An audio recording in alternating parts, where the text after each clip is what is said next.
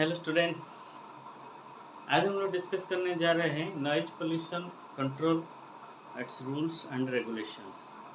तो हम लोग आज हम इसका डिस्कशन करेंगे। तो मतलब इसका जो पहला रूल आया था, this rule was made in 1981। उसका जो मतलब पहला रूल आया था वो 1981 में आया था, और अंडर एयर पोल्यूशन एक्ट 1981 जो इसका मतलब कहा जाता है कि ये एयर पोल्यूशन एक्ट के अंदर आया था।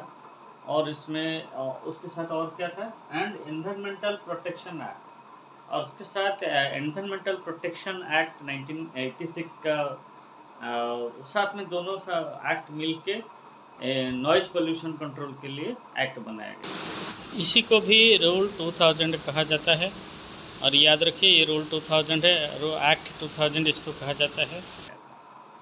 तो नॉइज़ पोल्यूशन एक्ट के लिए पहले एक तो स्टैंडर्ड लिया गया, जैसे आप स्टैंडर्ड आप बोल सकते हैं।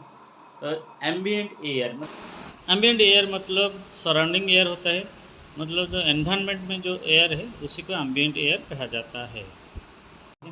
तो ambient air quality standard in respect to noise for different area, ये चीज़ लिया गया फॉर जो नॉइज का लेवल है। सो डिफरेंट एरियाज में क्या क्या रहेगा, ठीक है। तो ambient air quality standard, ambient air quality standard in respect to noise for different areas. So different area में कितना नॉइज का मात्रा रहेगा, इसके हिसाब से एक स्टैंडर्ड लिया गया है। तो मतलब डिफरेंट एरिया जोन में इसको डिवाइड कर दिया गया है।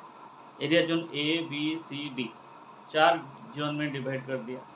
और पहला जोन में आता है इंडस्ट्री, दूसरा जोन में आता है कमर्शियल एरिया, बी जोन में आता है कमर्शियल एरिया, सी जोन में आता है residential area, and D zone में आता है साइलेंस जोन, ठीक है। डी को कहा जाता है साइलेंस जोन।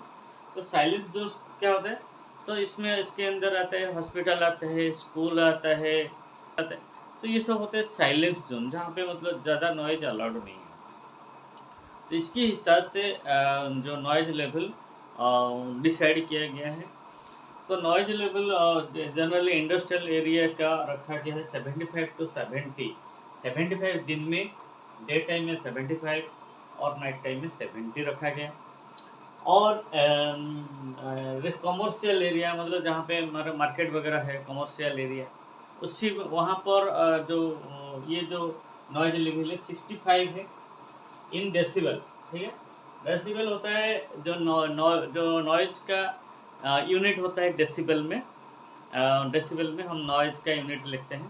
तो मतलब इसका कमर्शियल एरिया के लिए 65 है, और दिन में 65 है, लेकिन रात में 55 है, ठीक है। तो रेसिडेंशियल एरिया मतलब जो कॉलोनी वगैरह होता है, जहाँ पे लोग रहते हैं, रेसिडेंशियल एरिया कॉलोनी वगैरह में, तो वहाँ पे आता है नॉइज लेवल का 55, एंड दिन में 55 और रात में 45 होना चाहिए। और रात में कोई शोर शराबा ज़्यादा होना नहीं चाहिए, उससे ज़्यादा होगा तो मतलब इसको कहा जाता है नॉइज, मतलब इसका मिनिमम रहेगा, मैक्सिमम इतना रहेगा। तो ये आपका मैक्सिमम लिमिट है, ठीक है। ये नॉट मिनिमम, ये मैक्सिमम लिमिट है जिसके अंदर आपको मेंटेन करना है। और साइलेंस जोन का तो और भी रेस्ट्रिक्ट कर दिया गया है। साइलेंस जोन सबसे जो हॉस्पिटल होता है या फिर स्टूडेंट्स जहाँ पे पढ़ाई होता है, तो वहाँ पे ज़्यादा डिसिप्लिन ज़रूरत होता है, ज़्यादा मतलब लेस साउंड होना चाहिए, बहुत साउंड कम होना चाहिए। तो यहाँ पे सबसे लो लिमिट रखा गया है 50। तो maximum limit 50 decibel day time में, और मिनिमम नाइट टाइम में उसका लिमिट है 40। तो मतलब पढ़ने के लिए थोड़ा शांत वातावरण चाहिए, तो इसलिए रात में 40 डेसिबल, क्योंकि रात में बहुत सारे लोग पढ़ते रहते हैं, तो मतलब पढ़ाई के तो डिस्टर्ब हो जाएगा, ज़्यादा साउंड होगा तो, ठीक है। तो इसलिए उसका रखा गया है 40। तो मतलब पहले एक तो रूल बनाया कि इसी स्टैंडर्ड को मेंटेन करना है, फिर दूसरा रूल्स बनाया गया। एम्बिएंट एयर क्वालिटी स्टैंडर्ड क्या होता है in respect to different area zone. तो इसमें हम लोग डिस्कस करते हैं साइलेंस जोन। तो साइलेंस जोन किसको कहेंगे? साइलेंस जोन कहेंगे 100 meters area around the school और हॉस्पिटल। तो ये आपका 100 साइलेंस जोन होता है, 100 meter from the school and hospital surrounding the area, उसको कहा जाएगा साइलेंस जोन। उसके बाद इस जो एक्ट को मतलब एक्ट के लिए पहले कुछ स्टैंडर्ड बनाया गया, जैसे आपका तो यहाँ पे हम लोग मतलब स्कूल एरिया के लिए फिक्स किए कितना 50 डेसिबल रहेगा साउंड मैक्सिमम साउंड लिमिट। तो मतलब इस एरिया को साइलेंस जोन कहेंगे। तो मतलब जो पहले आपका क्या है, पहले स्टैंडर्ड फिक्स कर दिया या स्कूल एरिया मतलब 50 से 45 50 डे टाइम में और नाइट में 45 डेसिबल ये रहेगा। फिर उसके बाद उसको अप्लाई करने के लिए कुछ रूल बनाए गए, जैसे responsibility as to enforce the noise pollution control measure. तो मतलब किसी को रेस्पॉन्सिबिलिटी दिया गया, रेस्पॉन्सिबिलिटी टू एनफोर्स मतलब उस जो लॉ बनाया गया उसको एनफोर्स करने के लिए, मतलब एक्ट करने के लिए for noise control measure, for noise pollution control measure. So उस जो लॉ बनाया गया उसी को एनफोर्स करना मतलब उसको लगाना पड़ेगा, इसको इम्प्लीमेंट करना पड़ेगा, ठीक है। सो इसमें लिए इसके लिए एक पर्सन को रेस्पॉन्सिबल दिया गया। So the authority will be the responsible, the authority shall be responsible for enforcement of noise pollution. मतलब अथॉरिटी को रेस्पॉन्सिबल बनाया गया, मतलब कोई नॉइज पोल्यूशन होता है तो अथॉरिटी इज रेस्पॉन्सिबल। तो मतलब अथॉरिटी उनको नहीं लगाने देंगे, अगर लगाया तो एक्ट के तरह, लॉ के तरह उनको पनिश किया जाएगा। जो भी वायलेट करेगा तो उसको पनिश करने के लिए अथॉरिटी को पावर दिया गया। सेकेंडली द अथॉरिटी मीन क्या है, अथॉरिटी मतलब किसको अथॉरिटी बोले, कलेक्टर है, प्राइम मिनिस्टर है, या कौन है, चीफ मिनिस्टर है, कौन अथॉरिटी है। तो मतलब लॉ जो पॉल्यूशन के लिए, पॉल्यूशन को कंट्रोल करने के लिए आपका अथॉरिटी कौन होता है, अथॉरिटी होता है स्टेट पॉल्यूशन बोर्ड या फिर सेंट्रल पॉल्यूशन बोर्ड। तो दो अथॉरिटी होता है, सेंट्रल पॉल्यूशन बोर्ड या फिर स्टेट पॉल्यूशन बोर्ड अथॉरिटी होता है इसका। And restriction to use loud speaker और एनी साउंड प्रोड्यूसिंग इंस्ट्रूमेंट। तो फिर इसको कंट्रोल करने के लिए क्या किए, तो इसको कंट्रोल करने के लिए जो साउंड पोल्यूशन या फिर स्पीकर जो यूज करेंगे, स्पीकर यूज करेंगे या फिर एनी साउंड क्रिएट करेंगे इंस्ट्रूमेंट होगा, तो उसके लिए क्या रूल है, उसके लिए क्या रूल है।